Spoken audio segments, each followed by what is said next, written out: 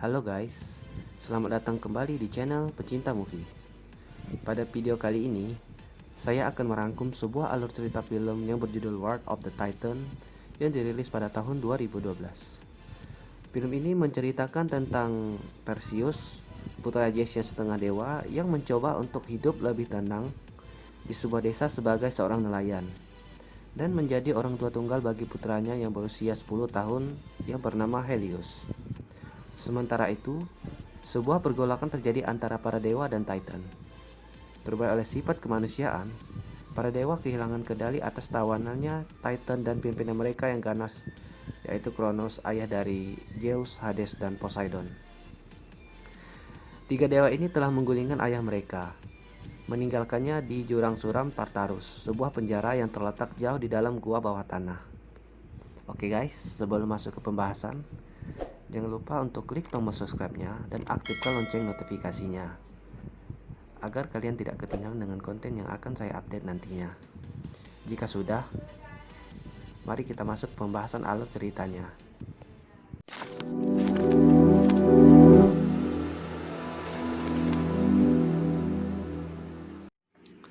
Di awal film, kita akan diperkenalkan dengan tokoh utama yang merupakan setengah dewa dan juga setengah manusia yang bernama Perseus dan memiliki putra bernama Helios. Perseus menolak untuk tinggal di tempat para dewa bersama Zeus dan lebih memilih untuk hidup bersama manusia sebagai nelayan. Suatu hari, Zeus datang menemui Perseus untuk meminta bantuan kepada Perseus. Zeus mengatakan bahwa akan ada bencana yang datang dan itu sangat berpengaruh terhadap kehidupan dewa dan manusia. Saat manusia berhenti berdoa kepada para dewa akan kehilangan kekuatannya dan membuat tugas para dewa terbengkalai. Dan juga membuat tembok Tartarus roboh yang akan membuat para setan lepas ke bumi. Zeus juga mengatakan jika kekuatan mereka semakin berkurang, maka para dewa tidak akan abadi. Oleh karena itu, para dewa membutuhkan kekuatan anak-anak mereka untuk memperbaiki kekacauan ini. Akan tetapi, pada saat itu, Perseus menolak ajakan Zeus dan tidak bisa meninggalkan anaknya. Saat tidur, Perseus bermimpi bahwa Kronos telah lepas dari penjara dunia bawah dan menghancurkan semua pasukan beserta dirinya dan anaknya ikut mati dalam serangan tersebut. Kemudian, scene berpindah ke dunia bawah yang memperlihatkan Zeus, Poseidon dan anaknya Zeus dewa perang yang bernama Ares pergi ke tempat Hades untuk membangun tembok Tartarus agar tercipta sebuah perdamaian. Akan tetapi, pada saat itu Hades malah berkhianat dan tiba-tiba muncul makhluk dunia bawah yang menyerang mereka bertiga. Pada saat pertarungan berlangsung, Poseidon malah terkena serangan makhluk itu dan membuatnya lumpuh. Saat itu, Zeus bergegas untuk membantu Poseidon, dan tiba-tiba Ares malah menyerang Zeus hingga membuat Zeus pingsan. Ternyata, Ares dan Hades telah bekerja sama untuk menangkap Zeus dan dipersembahkan kepada Kronos. Scene berpindah ke Perseus yang melihat sebuah benda aneh jatuh ke desa tempat mereka tinggal. Saat melihat itu, Perseus bergegas mencari anaknya. Di lain sisi, warga desa beramai-ramai melihat benda asing yang jatuh di desa mereka. Dan tiba-tiba, muncul makhluk aneh yang menyerang apapun yang berada di dekatnya. Pada saat itu, Perseus mengambil perlengkapan tempur yang telah dia simpan selama ini. Pada saat mencari anaknya, Perseus melihat makhluk itu mengejar anaknya. Dan Perseus pun berusaha untuk menyelamatkan anaknya. Saat Perseus mencoba mendekati anaknya, tiba-tiba muncul makhluk itu dari tembok dan membuat Perseus terlempar dari tempat itu. Pada saat itu, Perseus melihat makhluk tersebut menyerang anaknya. Hal itu membuat Perseus marah dan terjadilah pertempuran antara Perseus dan makhluk itu. Dan alhasil, pada pertempuran mereka, Perseus berhasil membunuh makhluk itu.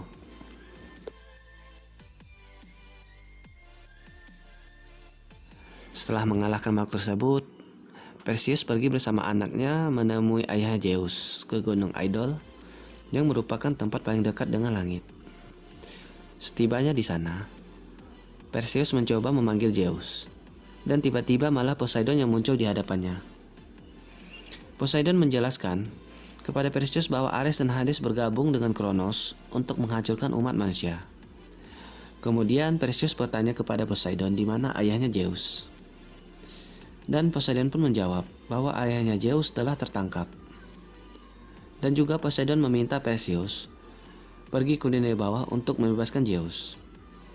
Akan tetapi, Perseus mengatakan bagaimana cara dia melakukannya, karena Perseus hanyalah setengah dewa. Kemudian Poseidon mengatakan, kamu hanya perlu mencari setengah dewa lainnya, yang tidak lain adalah anaknya Poseidon, yang bernama Agenor, yang kini telah bersama dengan Ratu Andromeda. Dan mengatakan kepada anaknya untuk membawa Perseus ke Fallen One. Setelah itu, Poseidon memberikan senjatanya kepada Perseus untuk diberikan kepada anaknya. Dan tidak lama setelah itu, Poseidon pun meninggal. Sedangkan di Tartarus, kita diperlihatkan Ares dan Hades sedang menahan Zeus.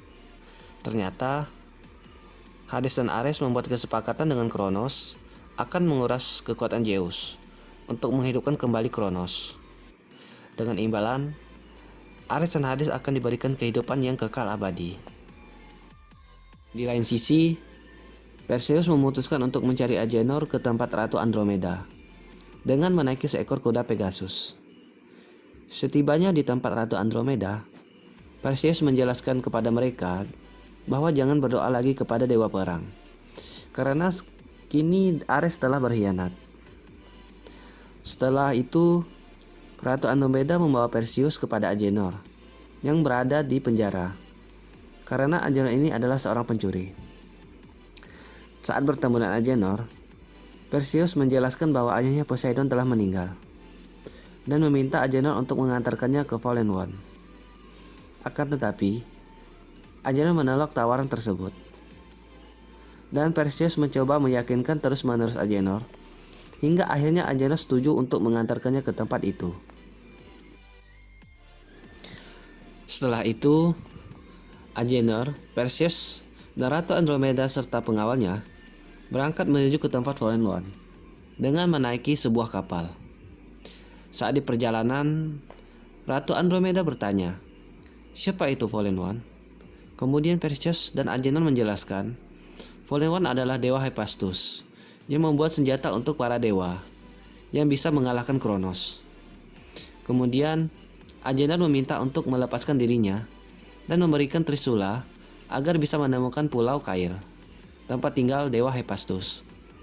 Pada akhirnya, Perseus membebaskan Agenor, dan Agenor dengan tombak milik ayahnya mencoba mencari Pulau Cair dengan seluruh kekuatannya, dan alhasil berhasil menemukan Pulau Cair itu. Saat memasuki pulau itu, Agenor dengan gegabah menginjak jebakan, dan alhasil Agenor pun terjebak dan ditarik ke arah lain. Saat melihat itu, Perseus mencoba mengejar Agenor, dan tiba-tiba muncul raksasa bermata satu yang disebut Cyclops yang mengejar Perseus. Pada saat melihat itu, Ratu Andromeda mencoba membantu Perseus melawan raksasa tersebut. Akan tetapi, mereka dihadang oleh satu raksasa lagi. Sementara itu, Perseus berhasil mengalahkan Cyclops yang terus mengejarnya, yang membuat Cyclops lainnya mendatangi Perseus. Kini muncul lagi Cyclops lain yang membawa Agenor. Saat mengetahui Perseus memegang senjata Poseidon, ketiga raksasa tersebut tunduk kepada Perseus. Dan akhirnya, Perseus meminta kepada tiga Cyclops tersebut untuk mengantarkannya ke tempat dewa Hephaestus. Pada akhirnya, tibalah mereka di tempat dewa Hephaestus dan juga bertemu dengannya. Perseus meminta kepada dewa Hephaestus untuk membawa dirinya ke Tartarus. Namun mereka harus melewati labirin yang sangat besar. Untungnya, dewa Hephaestus mempunyai sebuah alat navigator. Hephaestus membawa Perseus dan kelompoknya pergi ke labirin. Akan tetapi, setibanya di depan labirin, Ares datang dan menyerang mereka. Hephaestus berusaha menahan pintu masuk yang akan tertutup dan menyuruh Perseus, Agenor, dan Andromeda segera masuk ke pintu labirin. Sementara itu, Hephaestus rela mati untuk menahan Ares. Mereka bertiga akhirnya berhasil masuk ke dalam labirin. Karena Hephaestus telah meninggal, kini Agenor yang menggantikan untuk membantu Perseus dan Andromeda pergi ke tempat Tartarus. Namun, di saat perjalanan, labirin tiba-tiba bergerak dan membuat Andromeda terjepit oleh dinding labirin. Melihat itu, Perseus dan Agenor berusaha untuk membebaskan Andromeda. Akan tetapi, setelah berhasil membebaskan Andromeda, Perseus malah terjatuh dan pada akhirnya terpisah dari Agenor dan Andromeda. Di sini, Perseus malah bertemu dengan makhluk dunia bawah dan menyerang Perseus. Langsung saja Perseus melawan makhluk tersebut. Pada akhirnya, Perseus pun dengan mudah mengalahkan makhluk itu.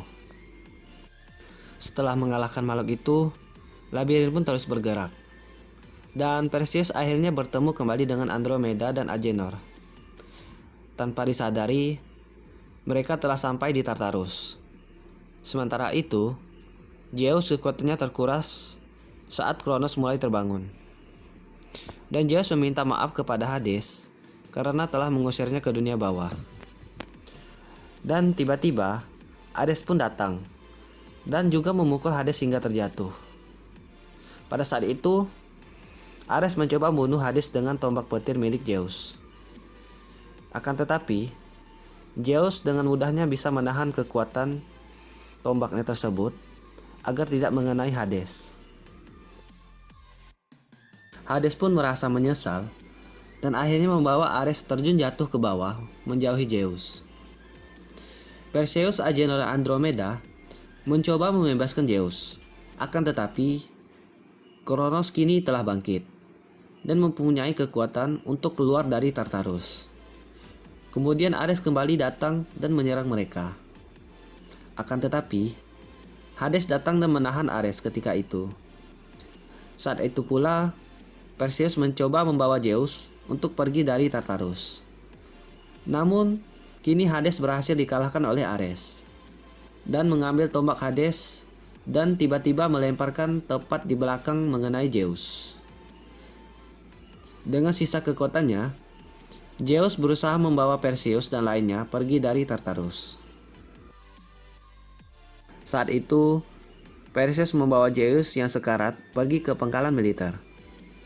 Kini Kronos telah bangkit, dan hanya tombak Triumlah yang bisa mengalahkan Kronos. Saat itu, Perseus sudah mempunyai 2 tombak dewa yang merupakan bagian dari tombak Trium. Kini tinggal satu lagi, yaitu tombak milik Zeus yang berada di tangan Ares. Perseus berniat melawan Ares untuk mengumpulkan ketiga bagian dari tombak Trium dan bersiap-siap pergi menuju ke tempat Ares menggunakan kuda Pegasus. Sementara itu, Agenor, Ratu Andromeda serta pasukannya bersiap-siap untuk melawan Kronos. Akan tetapi, Kronos melepaskan pasukannya untuk menghabisi pasukan Andromeda.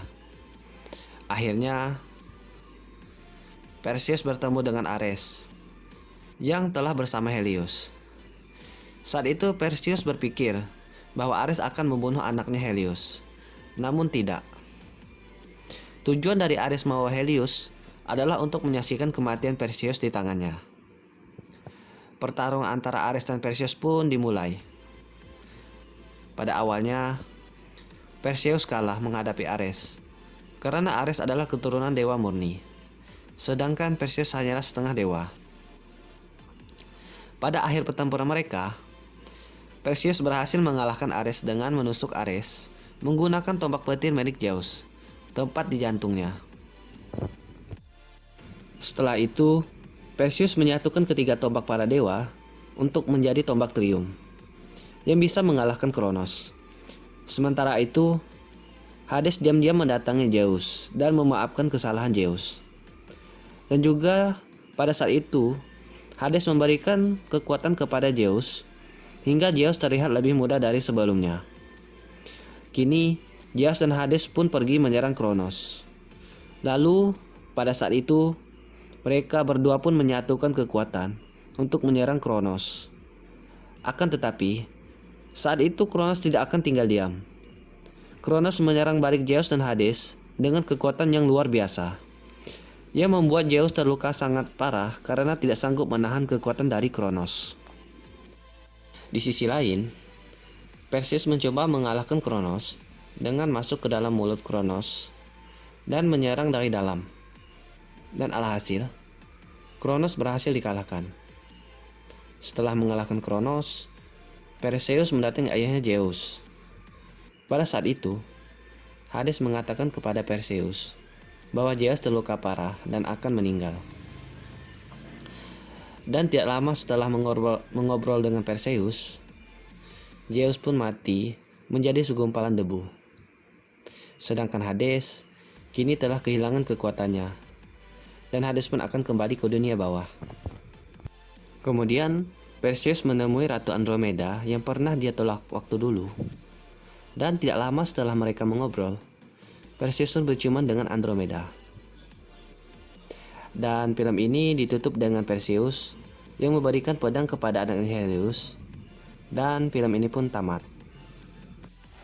Oke guys, semoga kalian terhibur dengan penyampaian alur cerita yang saya sampaikan. Apabila ada salah kata, saya mohon maaf. Sekian dari saya. Wassalamualaikum warahmatullahi wabarakatuh.